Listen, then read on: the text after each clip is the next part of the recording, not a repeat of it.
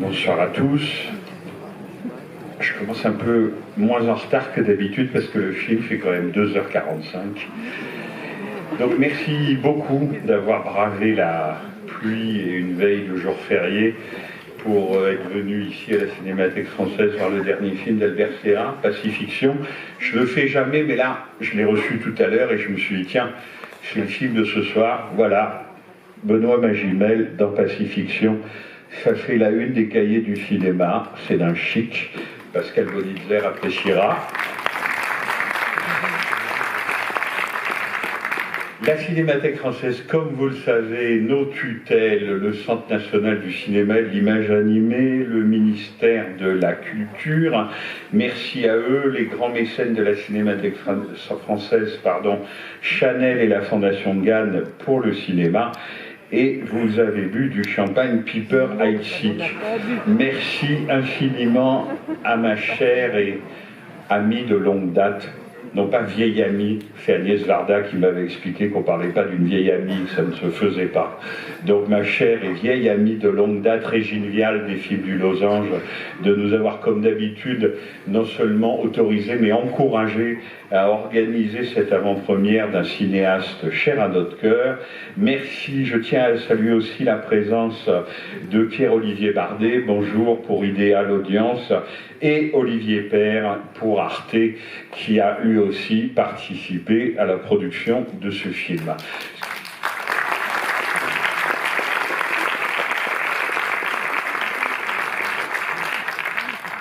Et merci aussi infiniment d'être là, toujours là, quand il se passe quelque chose à la Cinémathèque française, notre président Costa Gavras.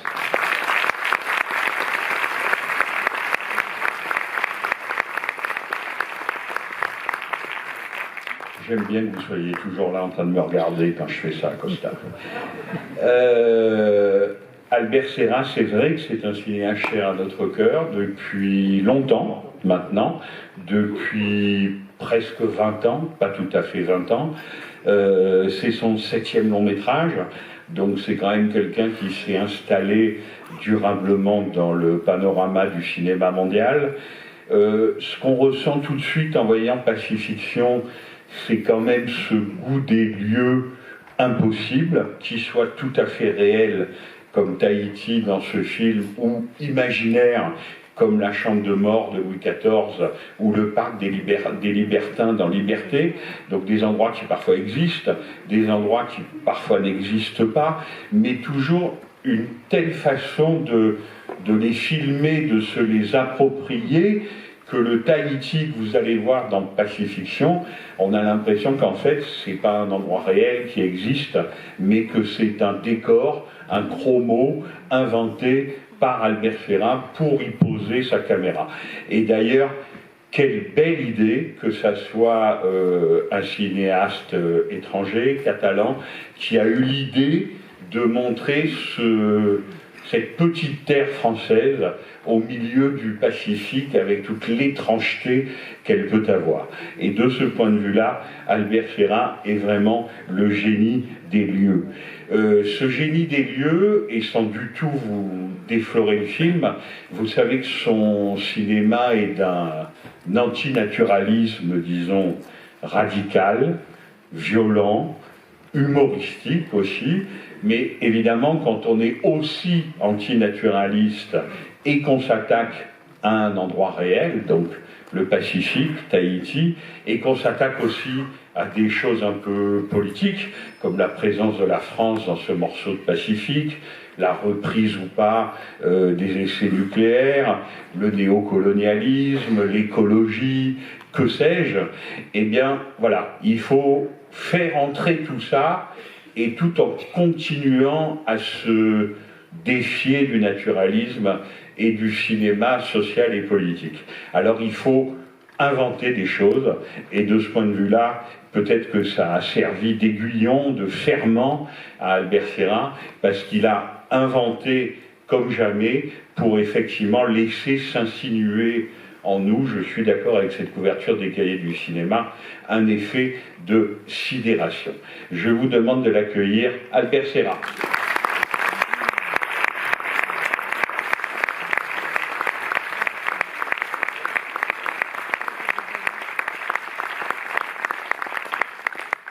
merci. J'ai entendu quand il a dit c'est 2h45, un léger soupir ici dans la salle. Mais comme il dit, l'un des personnages de mon film, un amiral qui annonce, et je vais dévoiler que ça, il annonce peut-être qu'il y aura ces essais, ou pas seulement des essais nucléaires, il dit, vous inquiétez pas, tout va ça va très bien passer. Il dit à ma jumelle dans les films. Alors, je ne sais pas si les films c'est une bombe nucléaire, je ne pense pas, mais en tout cas, tout va se très bien passer.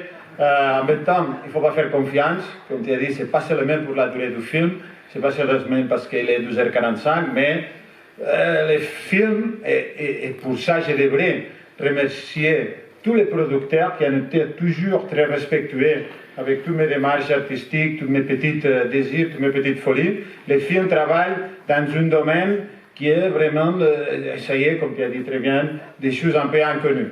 Essayer quelle est la forme contemporaine du cinéma, quelle est, je ne sais pas, les petites conquêtes, pas les plus petites, mais les petites, pas si petites conquêtes formelles qu'on peut encore faire, qui justifient précisément de les voir ici, évidemment dans la cinémathèque, parce que c'est le lieu parfait, c'est le public idéal pour faire ça, mais je dirais en général dans les grandes salles, non, pour la complexité de la perception, pour éviter un peu la facilité de ça, de la plateforme, de le faire à la maison, qu'à tout prix les gens essayent d'éviter les difficultés pour les spectateurs, parce que sinon ils ont peur qu'il va partir, qu'il va consulter le portable, qu'il va changer de programme, etc.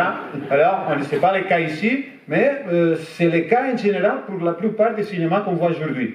Alors, ce n'est pas si évident qu'il y a des producteurs qui vont vraiment aller à fond avec cette idée de respecter et d'être, je ne sais pas, dans cette démarche d'une façon sérieuse et radicale. Alors, je vais remercier les producteurs du film, tous les pays, notamment aussi les financiers français. On est en France. C'est aussi un honneur d'être accueillis ici. On sait tous que c'est le pays qui a défendu traditionnellement toutes les formes de diversité du cinéma. Et bon, c'est vraiment un honneur et je vous remercie à vous, public. Les films, j'ai presque tout raconté. Ça joue. C'est un film sur les contemporains. Je pense que peut-être ça, il faut le dire. Modestement, moi, je ne suis jamais intéressé, presque jamais intéressé au sujet du film. Normalement, c'est mon équipe, c'est des jeunes à côté de moi qui décident. Je dis, qu'est-ce qu'on va faire, ça ou ça. Et entre tous, on dit, bon, on a envie de faire ça. Et alors, on le fait.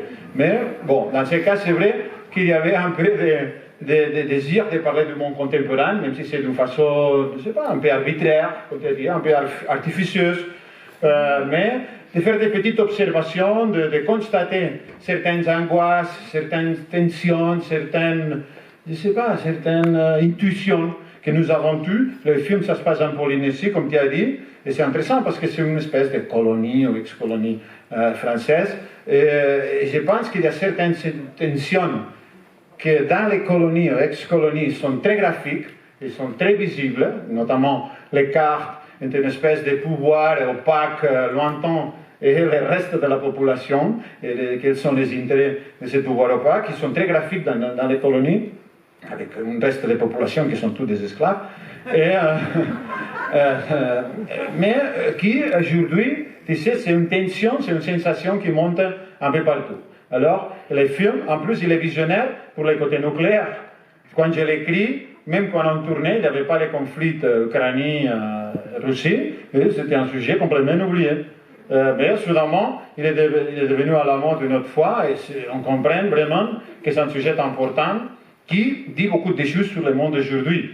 Parce qu'il y a les côtés militaires, comme là dans les films, même si c'est d'une façon assez particulière, assez avec humour, avec un côté un peu grotesque, aussi peut-être avec un côté un peu pointu, parce qu'on ne sait jamais quelle est la réalité de notre monde, qu'est-ce qu'il y a dans la tête des gens qui gouvernent notre destin. Mais bon, c'est un film, je pense, qui parle à partir du nucléaire et à partir d'une certaine paranoïa, ce que vous verrez avec le personnage de Magimel, d'une paranoïa qu'on peut partager. En fait, toute la mise en scène du film, c'est fabriqué pour partager sa paranoïa, et pour être vraiment avec lui.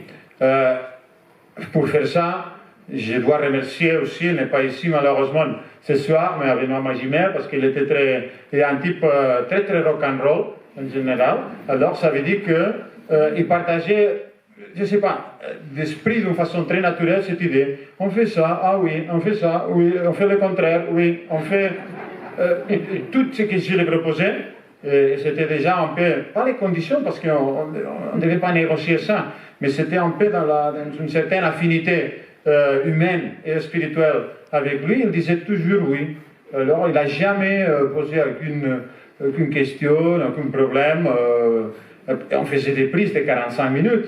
Hein? Il avait la loi dans les tournages de ne pas jamais arrêter, jamais me regarder, jamais me répondre, jamais partir, jamais se plaindre, jamais regarder la caméra. Alors il faisait tenir jusqu'à que moi, j'ai dit couper, je ne dis pas jamais couper, mais qu'on voit que ça s'arrête d'une façon naturelle aussi, d'une façon très lentement.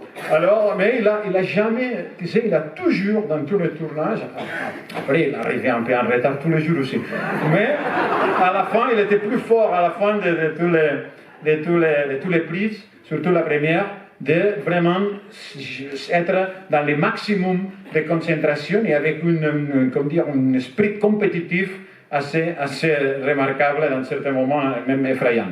Alors, il voulait démontrer qu'il était le meilleur, simplement. Et comme vous verrez, il a réussi, et pour finir cette présentation déjà, parce que c'est l'heure, il a trouvé vraiment, et je pense que c'est l'un des grands défis du cinéma contemporain, le travail avec les acteurs. Contrairement à ce qu'on pense d'une façon presque automatique, que, tu sais, on est dans des codes de fabrication de cinéma assez conventionnels de mon point de vue, qu'on ne profite pas de tous les avantages du numérique, soit dans les tournages, évidemment, pour les caméras, si on a tourné avec des caméras tout petites, Blackmagic Pocket, pour les gens qui connaissent, mais aussi sur les montages numériques. Quand il y a vraiment une diversité importante de matériel tourné, ça donne beaucoup de possibilités et beaucoup de moments de profonde réflexion sur ça, sur où on va le cinéma contemporain, pourquoi, et qu'est-ce qu'on vraiment, on peut faire ça qui le rend différent à toutes les autres formes d'image de mouvement ou d'image de consommation qu'on a aujourd'hui. Et je pense, comme je disais, que la direction d'acteur est tellement traversée pour la méthodologie et pour la méthodologie spécialement liée au numérique, que je vous prie d'être très attentif à l'interprétation de tous les acteurs, parce qu'ils sont tous géniaux, très très bien, mais surtout celle de Benoît, parce que je pense qu'il arrive à trouver une texture assez inédite dans l'histoire du cinéma, modestement soit dit ici.